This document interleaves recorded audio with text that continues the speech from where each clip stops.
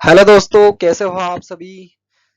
मैं आप सभी का स्वागत करता हूं इस अपनी नई क्लास, जो तीसरी क्लास है, जो अपकृत्य विधि की हमने सीरीज स्टार्ट करी है। इस सीरीज में हमने जो ऑलरेडी हमारे 2 लेक्चर हो गए हैं पिछली क्लासें, जिसमें हमने जो पहली क्लास है उसमें देखा था नेचर, जो टोड का बैकग्राउंड, जो हिस्ट्री है उसके बारे में देखा था, इंग्लैंड से लेकर अपने इंडिया तक। इसके बाद हमने उसमें देखा था कि अपकृत्य विधि की डेफिनेशन, मीनिंग इसकी और क्या अपकृत्य विधि है या अपकृत्यों की विधि है, जिसमें हमने विनफील्ड और सामंड के सिद्धांतों के बारे में वर्णन किया था। इसके बाद हमने सेकंड क्लास में देखा था कि अपकृत्य विधि और अपराध में क्या अंतर है, अपकृत्य विधि और अपराध में क्या अंतर है, इसके बारे में हमने आपको अच्छे से बताया था। इसके बाद हमारी आज जो तीसरी क्लास में, इसमें मैं बताने वाला हूं आपको कि अपकृत्य विधि और संविदा भंग में क्या अंतर है। इसके बारे में हम अच्छे से आज पढ़ेंगे कि अपकृत्य विधि और संविदा भंग में क्या अंतर होता है, ब्रीच ऑफ कॉन्ट्रैक्ट में क्या भंग होता है। जब जब संविदा भंग या ब्रीच ऑफ कॉन्ट्रैक्ट होता है और जो अपकृत्य होता है, इसके बीच में किन किन आधारों पर अंतर पाया जाता है, इसके बारे में मैं आप सभी को पॉइंट वाइज बताता जाऊंगा। तो आप इस क्लास की अंत तक बने रहिए। मैं अच्छे से एग्जांपल और केस, इससे रिलेटेड केस के साथ आपको समझाने की कोशिश करूंगा। तो चलिए दोस्तों, हम आगे बढ़ते हैं। तो हमने जो हमारी जो फर्स्ट यूनिट है, इसकी हमने प्रस्तावना या महत्वपूर्ण बिंदु दिए गए हैं, जिसमें हमने ये चीजें कवर कर ली है। प्रस्तावना जो अपकृत्य विधि की रहती है वह हमने कवर करी, जो इंट्रोडक्शन होता है। इसके बाद हमने अपकृत्य विधि के, भारत में अपकृत्य विधि के बारे में, डेवलपमेंट के बारे में बात करी थी कि इंडिया में अपकृत्य विधि का कितना डेवलपमेंट हुआ है, इसके बारे में बात करी थी। इसके बाद हमने अपकृत्य विधि के जो मीनिंग या इसका नेचर है, इसके बारे में बात करी थी। इसके बाद हमने क्या यह आपराधिक विधि है या सिविल अपकार है, इसके बारे में बात करी थी। अपकृत्य विधि क्या है, एक सिविल अपकार है, इसके बारे में आपको बताया था। इसके बाद क्या यह अपकृत्य विधि है या अपकृत्यों की विधि है, इसमें हमने सामंड और विनफील्ड के 2 सिद्धांतों के बारे में आप सभी को बताया था। इसके बाद हमने आपको अपकृत्य विधि की परिभाषा और सामंड परिभाषा बताई थी, जिसमें हमने सामंड की परिभाषा बताई थी और विनफील्ड, और इसमें हमने एक और परिभाषा बताई थी आप सभी को, परिसीमन अधिनियम की परिभाषा बताई थी। इसके बाद हमने अनिर्धारित, जो अनलिक्विडेटेड डैमेजेस होता है, जो अपकृत्य में हम देखते हैं अनलिक्विडेटेड डैमेजेस, जो कि जो नुकसानी होती है या प्रतिकर कंपनसेशन होता है, जो बाद में या तो पहले से निर्धारित नहीं होता है, जो कोर्ट क्या करता है, जो प्रमाण या एविडेंस के आधार पर क्या करता है, बाद में कोर्ट क्या करता है, अपने स्वयं विवेक से जो डैमेजेस या कंपनसेशन निर्धारित करता है, उसको हम क्या करते हैं, अनिर्धारित नुकसानी बोलते हैं। और हमने जो दूसरी क्लास थी, उसमें हमने देखा था कि अपकृत्य और अपराध में क्या अंतर है। तो यह हमने देखा था, जो अपकृत्य होता है उसमें क्षतिपूर्ति करवाई जाती है, जो प्रतिवादी होता है उससे। और जो अपराध की श्रेणी में हम देखते हैं कि अपराध जब प्रतिवादी द्वारा किया जाता है, उसको प्रतिकर या कंपनसेशन के अलावा यहाँ पर दंड का प्रावधान होता है, दंड दिया जाता है, दंड के आधार पर उसको सजा या न्यायालय का निराकरण किया जाता है। आज हम देखेंगे कि अपकृत्य विधि और संविदा भंग, ब्रीच ऑफ कॉन्ट्रैक्ट जब होता है और टोट होता है, कोई कमिट करता है, तो उसमें क्या अंतर होता है। और अगली क्लास में हम देखने वाले हैं अपकृत्य विधि के एसेंशियल एलिमेंट, जो आवश्यक तत्व होते हैं, उनके बारे में हम आप सभी को बताएंगे, जिसमें हम बिना हानि के क्षति और बिना क्षति की हानि, इनके बारे में आप सभी को बताएंगे। तो आप अगली क्लास का वेट करिए। आज हम इस क्लास को स्टार्ट करते हैं। तो चलिए दोस्तों, आज की क्लास हम स्टार्ट करते हैं, जिसमें हम अपकृत्य और संविदा भंग, टोर्ट और ब्रीच ऑफ कॉन्ट्रैक्ट के में मेन डिफरेंस बताएंगे आप सभी को। जिसमें हमारा पहला जो मेन डिफरेंस होता है, वो होता है कर्तव्य भंग। ये जो अपकृत्य और संविदा भंग, ब्रीच ऑफ कॉन्ट्रैक्ट और टोर्ट होते हैं, जो कमिट होते हैं, वो मेन इनका जो उल्लंघन या अपकार कारित करने का मेन जो कारण होता है, जिनके परिणाम स्वरूप जो उत्पन्न होता है, वो कर्तव्य भंग। अगर कोई व्यक्ति कर्तव्य का भंग या उसका भंगीकरण या उल्लंघन करता है, तभी या तो अपकृत्य होगा, कारित होगा, या तो फिर संविदा भंग होगी। तो यहाँ पर हम देखेंगे अपकृत्य में किस प्रकार से कर्तव्य भंग होता है। तो अपकृत्य में क्या करता है, कैसे कर्तव्यों का भंग करते हैं लोग, इसमें क्या होता है, विधि द्वारा पहले से ही कर्तव्य निर्धारित किए जाते हैं। उनका क्या करते हैं, जो पक्षकार या कोई व्यक्ति है होता है, वो क्या करता है, उल्लंघन या उनका भंगीकरण करता है। तो यहाँ पर जो पक्षकार होता है, जो कोई व्यक्ति होता है, वह कर्तव्य को स्वयं अपने ऊपर नहीं लेता है, लेकिन जो विधि द्वारा उसके ऊपर क्या करते हैं, नियत होते हैं। तो उसको हम एग्जाम्पल के हिसाब से देखेंगे कि विपरीत व्यक्ति यदि का यह कर्तव्य है, प्रत्येक व्यक्ति का यह कर्तव्य है कि वह किसी दूसरे व्यक्ति की मानहानि न करे। मतलब विधि द्वारा यह निर्धारित किया गया है कि जो प्रत्येक व्यक्ति होता है, वह किसी दूसरे व्यक्ति की मानहानि न करे। यह क्या होता है, यह क्या है, एक प्रत्येक व्यक्ति का कर्तव्य है, यह विधि द्वारा निर्धारित किया गया है। अगर कोई व्यक्ति ऐसा करता है तो वह क्या होता है, क्षतिपूर्ति के लिए बाध्य या जिम्मेदार होगा।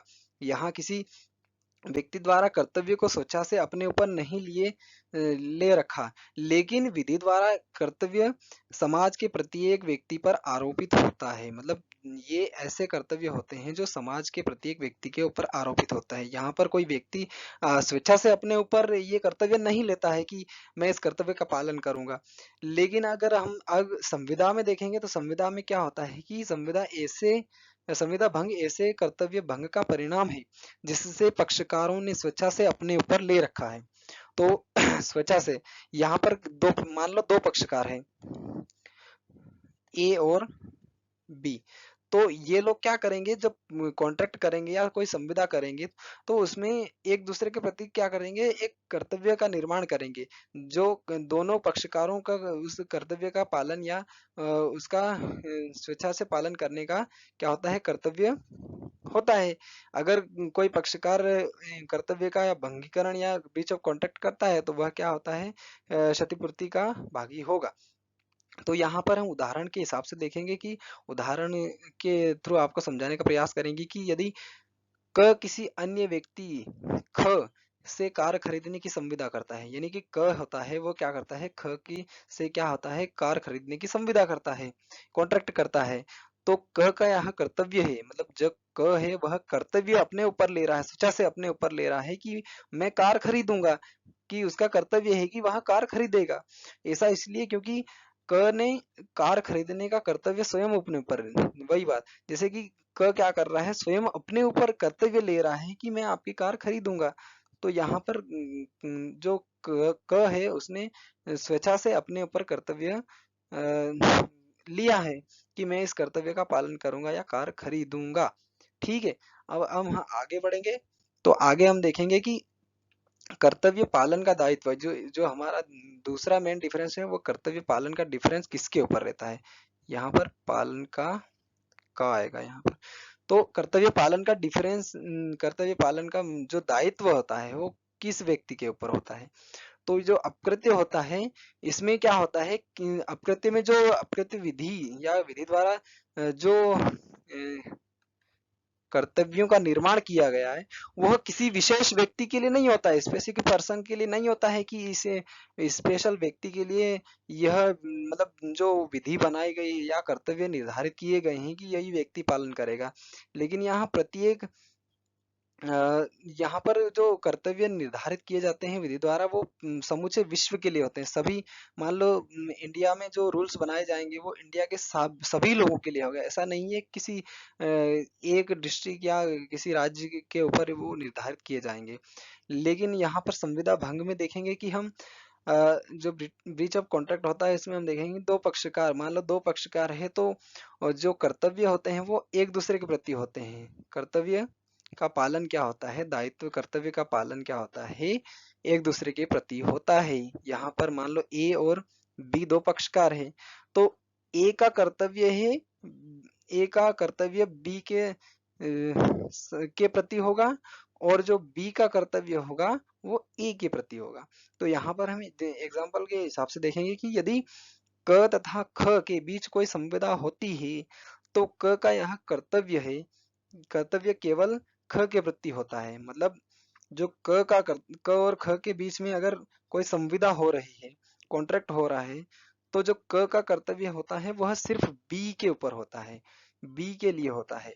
और जो बी होता है, जो ख होता है, उसका कर्तव्य किसी अन्य व्यक्ति के लिए नहीं होता है, वरन उसका केवल कर्तव्य होता है क के प्रति। मतलब एक दूसरे के प्रति कर्तव्य स्थापित या दायित्व होता है कर्तव्य का पालन। आशा करता हूँ आपको ये पॉइंट भी समझ में आ गया होगा। हम आगे बढ़ेंगे। आगे हम देखेंगे कि एक केस हुआ था डोनोग बनाम स्टीवेंसन। इस केस में हम इस केस के माध्यम से आपको अपकृत्य और संविदा भंग में जो डिफरेंस होता है उसको समझाने का प्रयास करेंगे। तो यहाँ पर जो डोनोग बनाम स्टीवेंसन है, इस वाद में यह प्रतिष्ठित किया गया है कि जो पदार्थ का उत्पादन अपने हर संभाव्य उपभोक्ता के प्रति सावधानी रखने का कर्तव्य धारण करता है। यानी कि अगर कोई कंपनी है, वह कोई पदार्थ है या पेय पदार्थ कोई अगर कंपनी बना रही है, तो उसका कर्तव्य है कि वह अपने कस्टमर के प्रति दायित्व रखे या उनकी सुरक्षा का कर्तव्य बनता है। तो यहाँ पर हम फैक्ट के बारे में बात करेंगे। फैक्ट है हमारा कि यहाँ पर एक व्यक्ति क्या है, वादी जो होता है वह क्या क्या करता है, अपनी एक महिला मित्र के साथ कैफे या जलपान के लिए क्या करता है, जलपान जलपान गृह में जाते हैं और वहां पर एक बियर ऑर्डर करते हैं। तो जिसे ही बियर ऑर्डर करते हैं तो बियर आते ही वह बियर का ढक्कन खोलकर बियर का कुछ ही अंश सेवन करती है जो महिला मित्र होती है।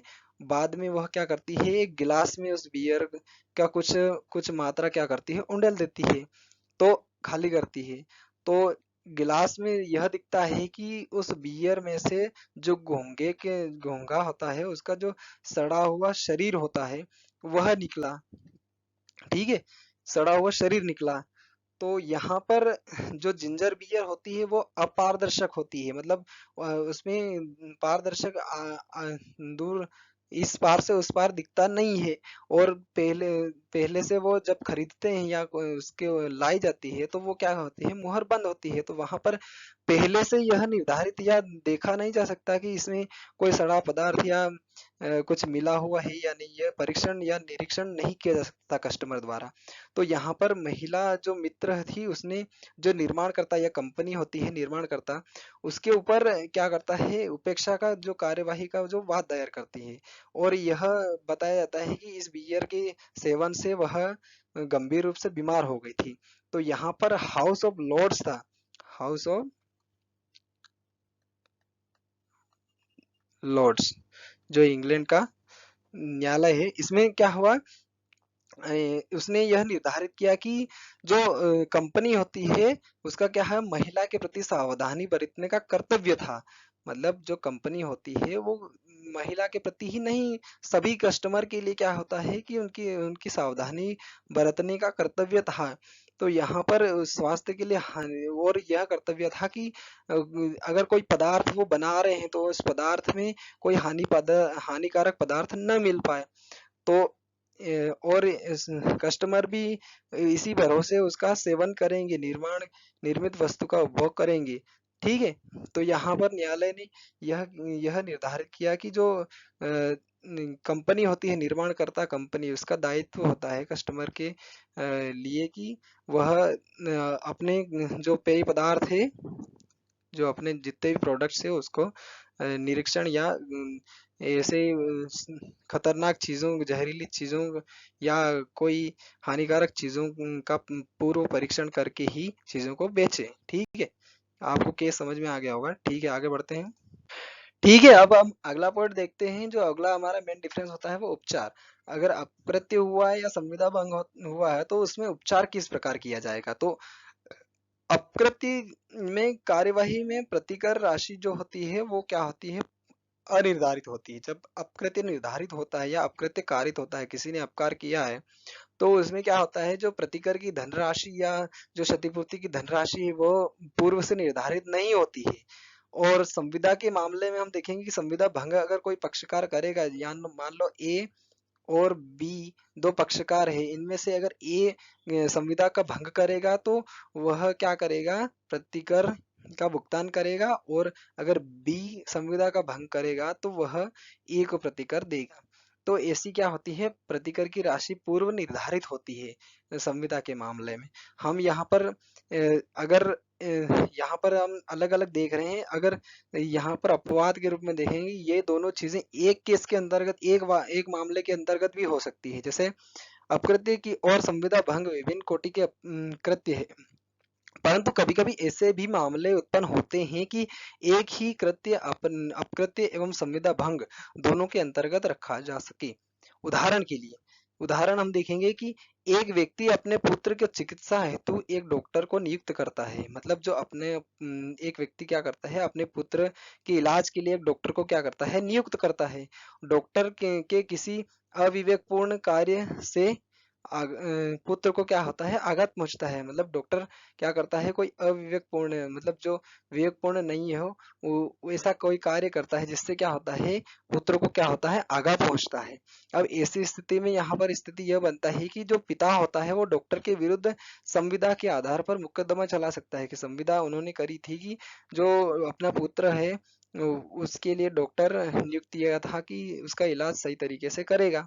तो यहाँ पर जो पिता होता है वो संविदा के आधार पर मुकदमा चला सकता है। यहाँ पर एक स्थिति और बन सकती है कि जो पुत्र होता है वह क्या करता है, डॉक्टर की असावधानी पूर्वक, जो उसने असावधानी बरती है उसके प्रति क्या करता है, कार्य से उत्पन्न उसको जो क्षति हुई है पुत्र को, उसके लिए क्षतिपूर्ति के लिए मुकदमा चला सकता है। तो ये क्या होता है, एक ही बात के अंतर्गत हो रहा है दोनों चीज। ठीक है, अब हम आगे बढ़ते हैं और आपको जो परिनिर्धारित और अनिर्धारित परिनिर्धारित और अनिर्धारित लिक्विडेटेड और अनलिक्विडेटेड डैमेजेस इसके डिफरेंस के बारे में समझाएंगे कि जो परिनिर्धारित डैमेजेस होते हैं और अनिर्धारित डैमेजेस। जो परिनिर्धारित डैमेजेस होते हैं इसमें क्या होता है कि ये डैमेजेस क्या होते हैं, पूर्व निर्धारित प्रतिकर होते हैं। मतलब ये पहले से ही जो प्रतिकर होता है वो पहले से ही निर्धारित होता है।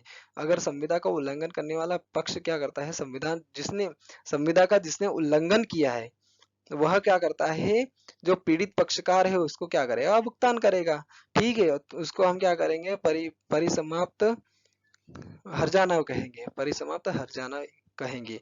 और अनिर्धारित नुकसानी में हम देखेंगे, अनिर्धारित नुकसानी अनलिक्विडेटेड डैमेजेस में यहाँ पर नुकसानों पर पहले से ही सहमति नहीं होती है। मतलब यहाँ पर जो प्रतिकर होता है, कंपनसेशन होता है, वह पहले से निर्धारित नहीं होता है। लेकिन संविदा जैसे अगर किसी को क्षति हुई है तो वह बात न्यायालय में ले जाएगा, तो अदालत क्या करेगा, अपने स्वयं विवेक से क्या करेगा, आकलन करेगा और प्रतिकर या कंपनसेशन का निर्धारण करेगा। और वे सदैव क्या होते हैं, अनिश्चित नुकसान होते हैं। तो यहाँ पर अनुभाग कि यहाँ किस भाग में डिफाइन किया गया है, तो यहाँ पर इंडियन कॉन्ट्रैक्ट एक्ट अधिनियम 1872 की धारा 74 74 धारा में इसको क्या करता है, परिनिर्धारित लिक्विडेटेड डैमेजेस को निर्धारित या परिभाषित किया गया है। ठीक है, और हम यहाँ पर अनिर्धारित या अनलिक्विडेटेड डैमेजेस को देखेंगे तो ये क्या है, भारतीय अनुबंध या संविदा अधिनियम की धारा 1872 की धारा 73 में इसको परिभाषित किया गया है। ठीक है, तो यहाँ पर हम अगला पॉइंट देखेंगे, हानि का प्रमाण। अगर परिनिर्धारित नुकसान या परिनिर्धारित डैमेज हुआ है तो यहाँ पर जो प्रमाण देने कोर्ट में अगर केस जाएगा तो प्रमाण या एविडेंस देने की कोई जरूरत नहीं, क्योंकि अगर कॉन्ट्रैक्ट किया है तो उसमें पहले से ही यह बात लिखी गई है कि अगर किसी एक पक्षकार द्वारा कर्तव्य या ब्रीच ऑफ कॉन्ट्रैक्ट ब्रीच किया गया कॉन्ट्रैक्ट का, तो वह क्या करेगा, कोई राशि कॉन्ट्रैक्ट में ही निर्धारित किया कर दी जाएगी। मान लो 10,000 रुपया, मान लो ए और बी के बीच में कोई कॉन्ट्रैक्ट हुआ है जिसमें यदि ए ने कोई ब्रीच ऑफ कॉन्ट्रैक्ट किया है तो वह क्या करेगा, 10,000 रुपये बी को देगा, और बी ने ब्रीच ऑफ कॉन्ट्रैक्ट किया है तो वह क्या करेगा, ए को 10,000 रुपये देगा। तो यहाँ पर पहले से ही राशि निर्धारित होती है, यहाँ पर प्रमाण की कोई आवश्यकता नहीं है। अगर नुकसान हुआ है या नहीं हुआ है तो यहाँ पर प्रमाण की आवश्यकता नहीं होती है। लेकिन अगर अनिर्धारित नुकसानी या अपकृत्य हुआ है तो उसमें क्या है, आवश्यक है, जो अपने को कितना नुकसान हुआ है उसका एविडेंस कोर्ट में पेश करना जरूरी है। तो उस एविडेंस, कितनी क्षति हुई है, डैमेज हुआ है, उसके बारे में एविडेंस प्रस्तुत करना जरूरी है। तभी कोर्ट क्या करेगा, अपने स्वयं विवेक या उस एविडेंस के आधार पर आपको प्रतिक्रिया कंपनसेशन प्रदान करेगा। ठीक है, तो यहाँ पर क्षति की मात्रा पहले से क्या होती है, तय होती है, और यहाँ पर पक्का नहीं है। कानून क्या करेगा, इसका फैसला करेगा कि कितना कंपनसेशन देना है। यहाँ पर अनुबंध का दावा किसी पीड़ित पक्षकार द्वारा किसी विशेष उल्लंघन पर निर्धारित हर्जाना वसूल कर सकता है। और यहाँ पर अप्रत्याशित क्षति के लिए अनिर्धारित क्षति का दावा निर्धारित कर सकता है। ठीक है, यहाँ पर जो अनलिक्विडेटेड डैमेजेस है, इसमें जो धनराशि होती है, जो अकृत्य का मामला होता है, अनलिक्विडेटेड डैमेजेस कृत्य, अनलिक्विडेटेड डैमेजेस क्या होता है, अपकृत्य के मामले में अधिकतर होता है। तो इसमें क्या है, अपकृत्य के मामले में पहले से जो राशि होती है उसको निर्धारित करना असंभव होता है। ठीक है, तो यहाँ पर हम आगे बढ़ेंगे, आपको एक एग्जांपल के थ्रू समझाएंगे। ठीक है, यहाँ पर हम देखेंगे कि राम और श्याम दो व्यक्ति है। राम और श्याम क्या है, दो व्यक्ति है। राम और श्याम के बीच में क्या होता है, पहला होता है कॉन्ट्रैक्ट, एक डील होती है। डील होती है जिसमें क्या राम क्या बोलता है कि श्याम से कहता है कि आप मुझे क्या करेंगे, 500 बैग क्या करेंगे, डिलीवर करेंगे। मान लो राम का कोई बैग बनाने का कारखाना या कोई कंपनी है, तो वह क्या करेगा, राम को बोलेगा कि मैं 500 बैग आपको 10 तारीख तक, 10 मई तक आपको डिलीवर कर दूंगा। यह एक कॉन्ट्रैक्ट होता है। और यहाँ पर कंसिडरेशन, जो पर बैग का जो कंसिडरेशन या कीमत होती है, वह भी तय की जाती है कि एक बैग की कीमत यहाँ पर 600 रुपये है ना। ठीक है, तो यह भी कॉन्ट्रैक्ट में लिखा जाता है। और यहाँ पर एक डेट भी निर्धारित की जाती है कि इस तारीख तक आप मुझे मतलब 10 मई तक आप मुझे जो 500 बैग है वो डिलीवर करेंगे। तो यहाँ पर राम जो होता है उसको पहले से श्याम पर यह भी शक या उसके बारे में जानकारी थी कि जो श्याम होता है, वो श्याम है, वो अपने जो कॉन्ट्रैक्ट है उसका पालन समय पर नहीं करता है, या तो उसको ब्रीच ऑफ कॉन्ट्रैक्ट या संविदा का भंग कर देता है, भंगीकरण कर देता है।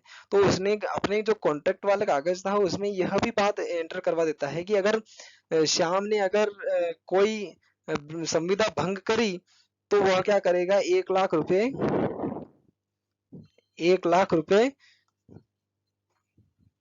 कंपनसेशन के रूप में राम को देगा। अगर ब्रीच ऑफ कॉन्ट्रैक्ट करता है तो श्याम देगा, श्याम को देगा 1 लाख रुपए। तो यहाँ पर जो राशि है वो पहले से ही निर्धारित की गई है। अगर ब्रीच ऑफ कॉन्ट्रैक्ट हुआ तो यहाँ पर 1 लाख रुपए न्यायालय सीधे तौर पर श्याम को राम को देने के लिए बाधित करेगा। और यहाँ पर हम दूसरा जो एग्जाम्पल देखेंगे, इसमें राम और श्याम के नाम के दो व्यक्ति है। ठीक है, राम और नाम के दो व्यक्ति हैं। तो यहाँ पर राम और श्याम के बीच में क्या होती है, सबसे पहले डील होती है जिसमें कॉन्ट्रैक्ट होता है कि जो राम होता है वह क्या करेगा, राम क्या कर रहा है, श्याम से डील कर रहा है कि आप मुझे 500 बैग क्या करोगे, 10 तारीख तक डिलीवर करोगे। उनका जो कंसिडरेशन या उनकी कीमत होती है वो क्या होती है, 600 रुपये। यह भी निर्धारित कर दी गई और यह भी निर्धारित की गई, ऐसा कॉन्ट्रैक्ट किया गया। लेकिन इसके बाद राम क्या करता है, किसी अन्य व्यक्ति से, जो कोई अन्य व्यक्ति होता है उससे क्या करता है, एक और संविदा कर देता है कि मैं आपको 10 तारीख तक 500 बैग डिलीवर करूंगा या बेचूंगा। ठीक है, तो यहाँ पर जो अन्य व्यक्ति है वह अन्य व्यक्ति से क्या करेगा, राम क्या कर देगा, कॉन्ट्रैक्ट कर लेगा। तो यहाँ पर जो श्याम है वह 10 तारीख तक क्या करता है, बैग डिलीवर नहीं करता है। इसके बाद 20 तारीख आती है, 20 तारीख तक भी बैग डिलीवर नहीं करता है। तो यहाँ पर जो अन्य व्यक्ति था, थर्ड पर्सन जो होता है, वह क्या करता है, राम पर वाद दायर करता है कि क्षतिपूर्ति का वाद दायर करता है कि इसने किया है कि अपनी संविदा का पालन नहीं किया है।